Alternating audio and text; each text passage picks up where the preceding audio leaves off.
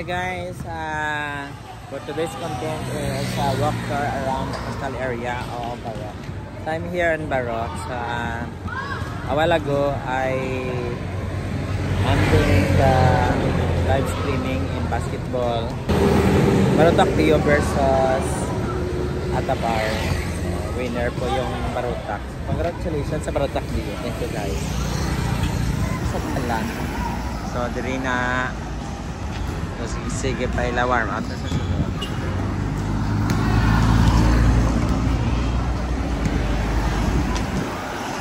I grew up in this place. Yes, I grew up in this place, guys. I will show you the place where I grew up. This is a peaceful barangay. One of the peaceful barangay in Tigpawan. So this is in Barangay Barok. So there was a lot of changes as time goes by. Madami na yung tao. Hello, vlog lang ko ah. Hello. Welcome. So when I was young, gamay lang na dito sa una ang pamalay, no? Subong damo na nagpapilited ng area. But among the barangay na Barok, Atabayan, Namukon, hindi ni masyado kapabilited ang barangay Barok. Ayan. Kung pinakapabilited ang Atabayan, adamo ginatuya tao pagkasadya man. Dili sa Barok, naka-alaka lang sa una din pamalay. Subong, no?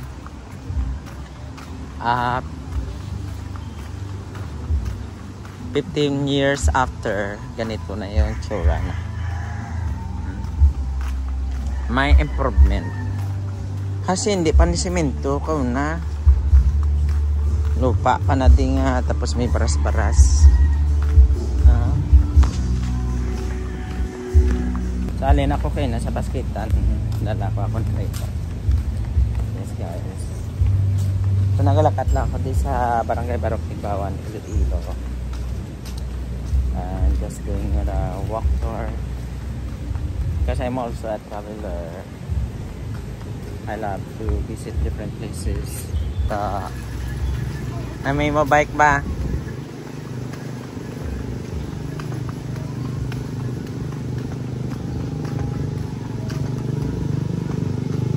Yung mahangin subong kay kakatapos lang ng bagyong Guring. Kakatapos lang ng bagyong Guring. Because the other day we have Typhoon Guring. But we are not that extremely affected by the typhoon. We are affected by the typhoon but not compared to others. Kasi ang area na to ay very blessed. Siguro medyo mataas ang area. Long time ago, ang National Highway dito pa yan. Kita niyo tong bridge na to sa Barok. Hello. Dito pa yung National Highway. Kaso lang malapit siya sa dagat. Ginaab-ab sang balod. Sa mo na subong tsura ya di ho. Amanin tayo ikaw na, so wala na lang ipatuloy pakadto. Kay dagat na gid siya ginabang. May na lang pamulit. Isda. So ito ngayon ang lagay ng dagat sa Barok. Malakas yung alon kasi malakas ang hangin. Malakas ang hangin. So hindi maganda pag nangingisda ka papunta. Laki ng alon. Pupuntahan natin. May isda. Para ka ba? Dragkol balod ba? Dragkol balod. Alaki ng alon. Alaki ng alon. Mabuti naman yung takbukan na dyan. Ayaw din yung takbukan. At least may dag-dag.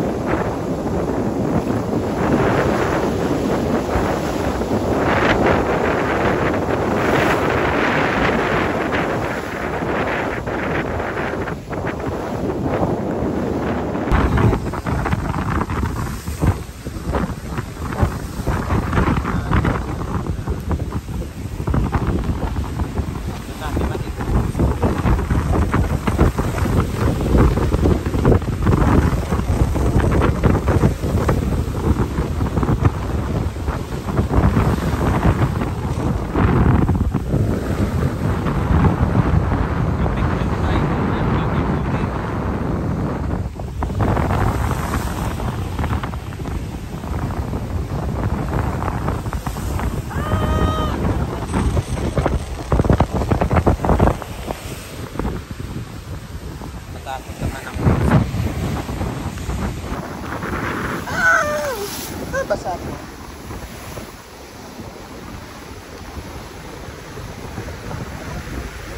Shout out everyone.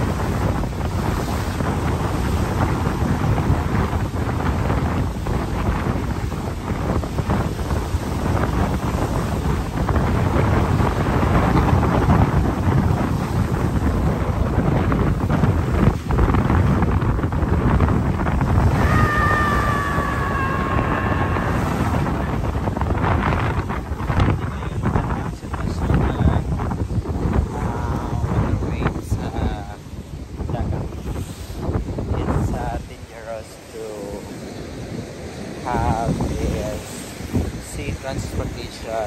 Pag maliit yung bangka mo, talagang makulog na siya.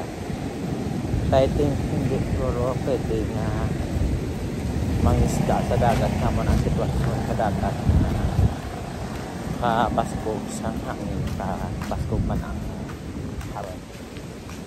We are here in Barangay Barok.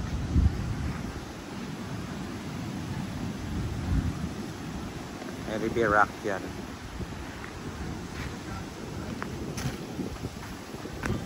Wala po may tatabala sa kalano. Yung mga kalano yung mga special order. Hello, good morning. Inyo raja to, ang special order. Ay ka namin, isang niyo, puntot lang. Ano ta, mga labo ta? Hindi na putos ng niyog, no? Pariw lang kapag taas ka niyog. Ano wala? Kamanderia, Treasure James Academy, TGCA. Hello to, shout out to sa vlogs. Sa galakat ng Tire, Treasure James Academy sa Barok. Is an institution at Barangay Barok, Ibawan. We bring out the best in your child. You can enter the gate of wisdom now. No. Andi rin niya kahit takasang radyo ka una. Ba't ko napang siya? May video kiyan, madya ka una. Ba't ko napang siya niya sa takas mo? Kasi una daw rin kami ka video kay sa unam. Takasang. Na-open para dyan to?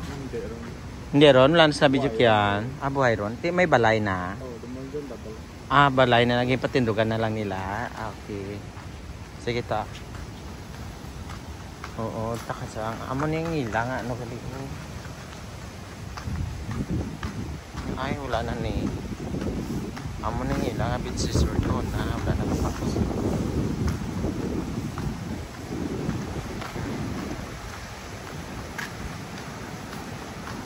Namin dahil maglakad-lakad dito sa kilid. Malakat-lakad kita terus kilid ke dagat, ha? Na tapos diri ni shortcutan pakadto sa National Highway na na-miss ko gining lugar kay diri pa ko nagdako sa sininga Barangay Barok.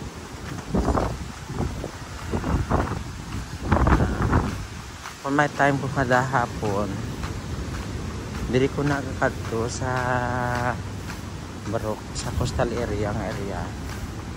No, kaya papasukin natin karon ng coastal area. Ay subong daw na mo na nga private, kung kudal-kudalan. Sigat bye-bye na di na. Mungkin kudalan. Wala pa na iya sa kudal-kudal sa unati.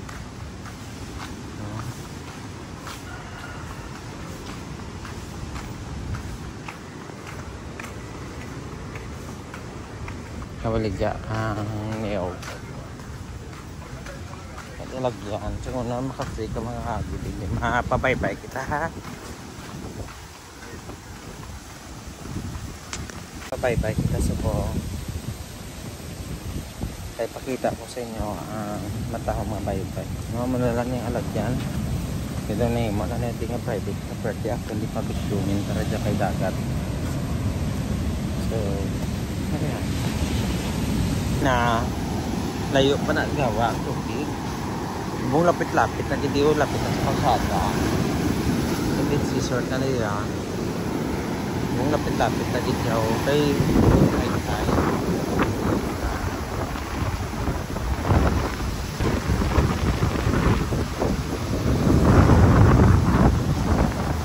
So naman na yung lagay ng dagat ngayon. No?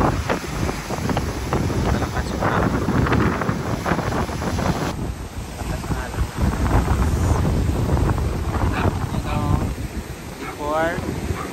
I do walker there,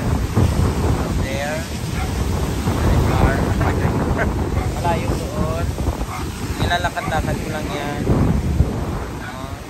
So pag na-stress ako noon, pupunta ako ng coastal area, dito yan.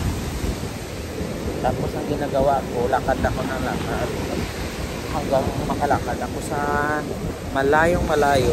Lakad na lakad ako dito. Ikot din ako sa dagat dito. Coastal area na ito. Dagat. Tapos alam nyo, based on my experience, every time mas stress kayo, punta lang kayo ng dagat. Ang gagawin nyo, just walk. Ay lang. Takot naman.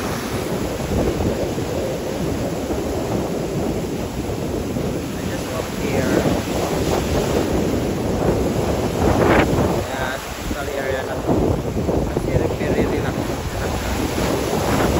Nakakawa siya.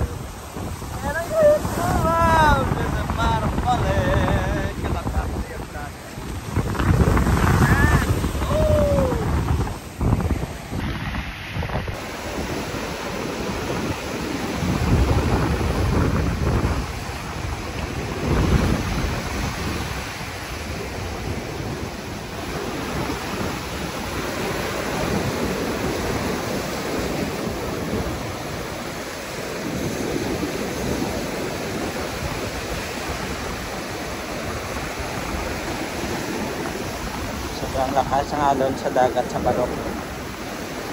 Epekto pa ito ng bagyong Boy. Lumabas na siguro yung pero laki talaga yung tingin na dito.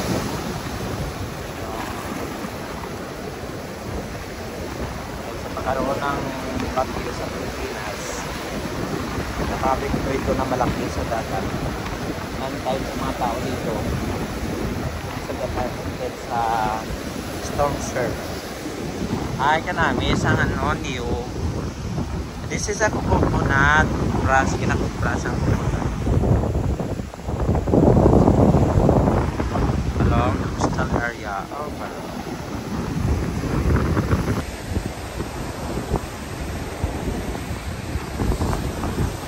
Pag may problema ako dito ako sa taas sa malapad na malayo.